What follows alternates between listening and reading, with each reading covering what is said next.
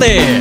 Good evening, cowboys and cowgirls. This is Neil Rabo, the singer and songwriter concert with Neil Rabo Band. Ha! Mga kaibigan, live po tayong narito ngayon sa Rodeo Masbateño Grand Arena na kung saan mamayang gabi ay masasaksihan po natin ang Rodeo 2018 Grand Event at makakasama po natin Neil Rabo, the singer and songwriter concert. Kasama po niya ang Gutsy Boys, ang Four Dimensions, Lookalike Vice Ganda and April Boy Regino. Sa kasalukuyan mga kaibigan ay makakapanayan po natin mismong si Neil Rabo. Neil, kumusta naman ang iyong mga paghahanda para mamayang gabi? Okay naman, prepare na po. Okay, ano ba ang inaasahan ngayon ng mga tao lalo pat ikaw ay tubong Masbate at ikaw ay nagbalik dito para handugan sila ng isang konsyerto? Marami kami ngayong mga pasabog, lalo't na yung mga kababayan kong Masbateño. Manood po kayo at bibigyan po namin kayo ng magandang performance. Maraming salamat, Neil Rabo. Mga kaibigan, antabayan po natin mamaya alas 8 na ng gabi ang big night ng Rodeo Masbateño 2018. Mula po dito sa Masbate Grand Arena, ako po si DJ Marco, nag-uulat. Yes mga kaibigan, narito pa rin po tayo sa Rodeo Masbateño Grand Arena na kung saan ay nasa loob na po tayo ngayon ng bus at hinihintay po natin na makapanayam ang dalawa sa mga models ng Angels in Motion. Kasama ko po ngayon si Joshin and si Nathalie. Kumusta po kayo? Okay lang po. Good po. Ayan, so ngayon po mga kaibigan, mamaya-maya mga 8 PM ay makakasama po natin sila to perform with Neil Rabo, the singer-songwriter concert. Sila po ang mga model mamaya para sa mga songs ni Neil Rabo. Ayan, natanungin po natin sila, kayo po ba ay first time makarating na Masbate City? Yes po, first time. Okay, so how did you find Masbate City?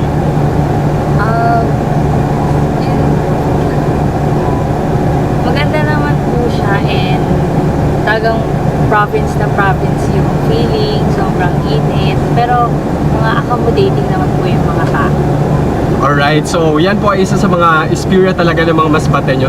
Okay, matanong ko naman po kayo, what can you say about the concept of having rodeo here in Masbate City, considering that Masbate is the rodeo capital of the Philippines?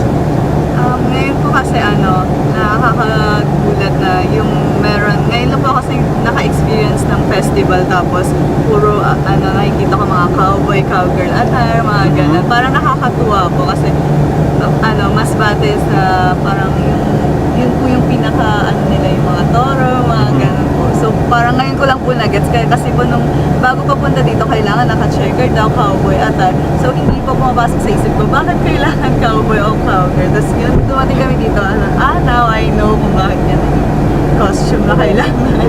Okay, so now that you are ready for your performance later this evening, kayo ba ay handa na rin maging mga cowgirl sa loob ng isang gabi? Opo, handa na po kasi matagal na rin po namin itong in-anticipate tsaka excited na rin po kami na gawin magiging cowgirl tonight. Okay, so would you like to invite your fans para manood mamayang gabi? Inimbitahan po namin kayo manood mamayang 8 PM sa Rodeo Grandstand. Rodeo Grandstand. Okay, so yan ang mga kaibigan ng ating panayam para sa ating mga models ng Angels in Motion. So mula po dito sa Rodeo Grand Arena, ako po si DJ Marco, nag-uulat. Good morning, Kuya Neil! Good morning po. Kamusta yung mo dito? Kamusta yung pag-ikot, pag-salta, pagbalik probinsya dito sa Masbate? Ako maghihapon. Ako maghihapon. So, magkwentuhan lang tayo ngayon. Medyo, nakikita ko kasi medyo kayo medyo pagod na kayo. Video. Kasi galing sila ng motorcade. So, kung kayo po ay lumabas kanina ng inyong bahay, sila po ay nag-ikot. So, kamusta yung pag-ikot ninyo? Okay naman siya, maganda pa rin. Maganda yung Masbate. Maganda. Compare sa dating Masbate, anong pinagbago, pinagbago, ikinaganda ng Masbate noon at ngayon? Malaki ang pinagbago ngayon kaysa dati. Yes, at talagang malaki talaga yung pinagbago kasi imagine kasama ko na po ang Mr. Neil Rabo ngayon. Ang inaabangan ng mga kababaihan at syempre ng mga ng mga dating may mga nagmahal at ngayon kaso may pananagutan na. Sa mga hindi po nakakilala taga saan, sino si Neil Rabo? Actually po, ang tunay ko talagang pangalan, Neil Rabo Mertihia, Tumong Aroroy po ako. Wow, so taga-Masbate talaga. Lumaki po ako sa Puro Aroroy, Masbate. At yung mga lolo ko, lola, taga Buena Vista, Uson. Wow. Yun, mga kapilyan, marami kayong mga kamag-anak dito sa Masbate. So talagang pure Masbateño pala talaga kayo. So paano kayo nagkakilala at nabuo bilang isang banda? At paano ka nagsimula as a recording artist? Dati pa, maliit pa talaga ako talagang hilig ko na ang musika. Sa medyo tinapos ko muna yung pag-aaral ko, tayo ng sariling negosyo. Tapos bumalik na uli ako sa pagiging songwriter ko. Nag-success ka naman sa pagiging negosyo. Medyo, Of course. siyempre po. At ngayon, recording artist. Recording artist galing nga. na po. So, eto, mag-focus tayo sa kanta mo. Si Neil Rabo, hindi. Bago ang lahat, si Neil Rabo ay hindi naman talaga kilala masyado. Diba? Opo. Walang exposure masyado sa mga sikat na national television, diba? Tapos kami dito sa Masbate, bigla na lang nagulat na wow, may kababayan pala talaga tayo na namamayagpag sa ngayon. Nag-start ako mag-recording artist 2016. So yun, ngayon yung Mahal Pala Kita nga ay isa na siyang trending din sa Facebook. Meron na siyang mga 280 plus na views ngayon, yung indie songs na yan. At ang daming nakaka-relate dyan. Oo nga So po. puntahan natin yung kanta mo, Mahal Pala Kita, kaso may kanya-kanya na tayong pananagutan. Ano yung hugot mo sa kantang ito bilang isa sa mga nagsulat ng kantang to?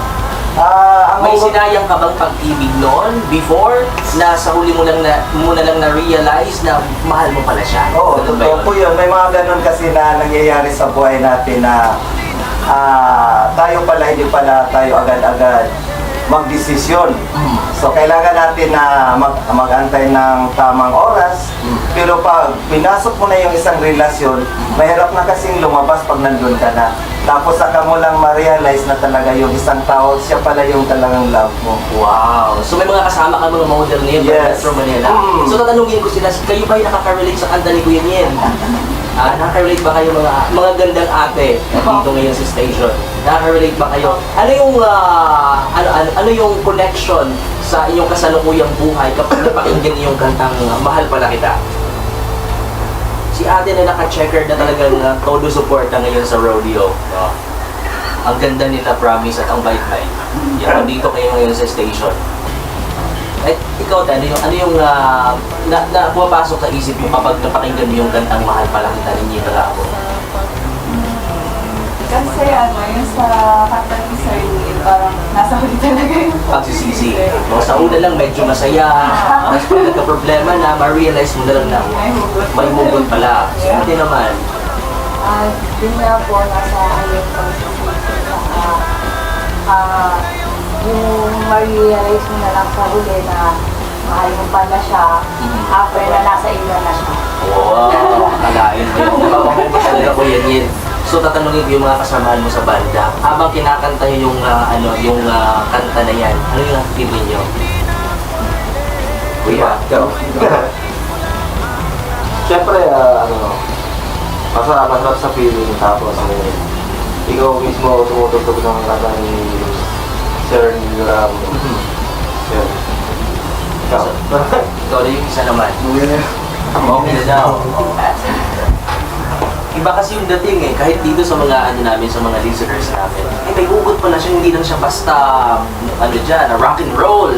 Talagang may hugot siya kapag inintindi mo yung lyrics ng kanta.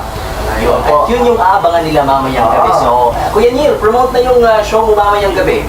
Oo nga po mga kababayan ko, dito po ang isang Masbateños, nagbabalik. Meron po kami po mamaya ang main event. Alas 8 po yung start ng concert namin. Marami pa po akong ibang mga front acts doon. So marami po kayong abangan sa concert ko po. Lalo na po pag kami na po ang tumugtog. Siyempre bilang isang kababayan nyo at talagang ipapakita ko po yung Neil Rabo kung sino talaga si Neil Ang Rabo. pinaka-the best na Masbateño. Isa na po akong Phil's Cup member, as a songwriters. At ito nga po, ito yung first major concert ko po dito sa Masbate, mismo sa festival, sa Rodeo. At sana masundan pa yan. So once again, Mr. Neil Rabo. So mamayang gabi, supportahan po natin yan. Ang ticket po available po dito sa station po ng Spirit FM. Kuya Neil, bago tayo maghiwalay, pwede sampon muna dyan ng konting linya lang, konting hugot, linya ng kantang yung isa, maliban sa mahal pa ng ka-U-turn. Okay. Sige. Anong klase doon? Yung medyo talagang may hugot, tagos sa puso ng mga nakikinig ngayon, especially sa mga millennials na nakikinig ngayon. Yung intro na lang. Sige. Okay. Yung intro ng U-turn. Ito lang yan.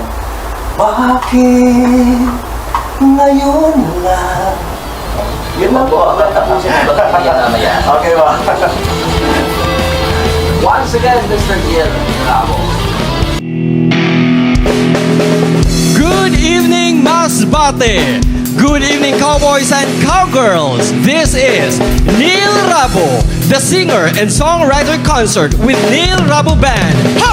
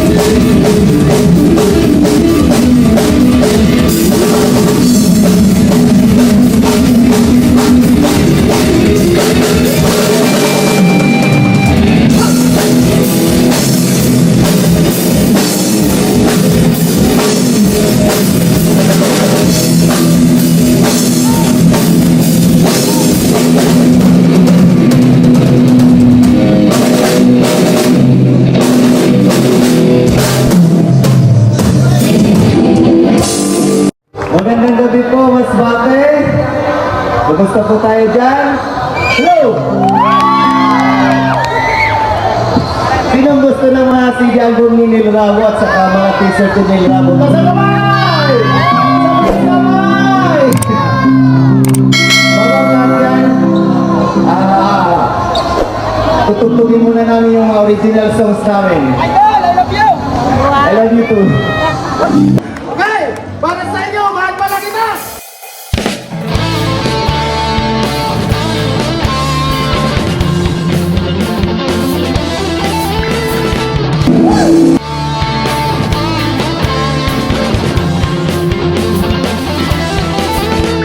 Noon, di kita pansin at ika'y in love sa akin, kaya't iyon aking sinamantala, pinasakay na kunwari gusto kita.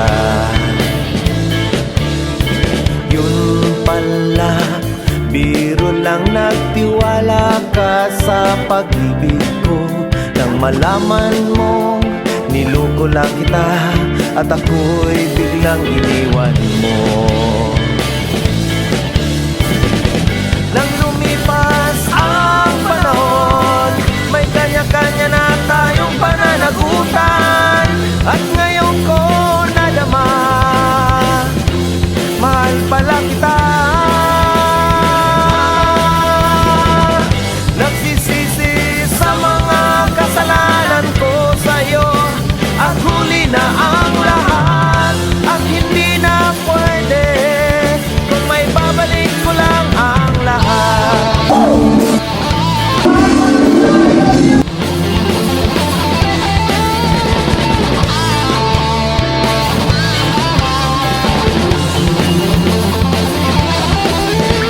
Noon, di kita pansin at ika'y in love sa akin, kaya't yun aking sinamantala, pinasakay na kunwari gusto kita. Yun pala, biro lang, nagtiwala ka sa pag-ibig ko. Nang malaman mo, niloko lang kita at ako'y biglang iniwan mo. Nang lumipas ang panahon, may kanya-kanya na tayong pananagutan. At ngayon ko nadama, mahal pala kita.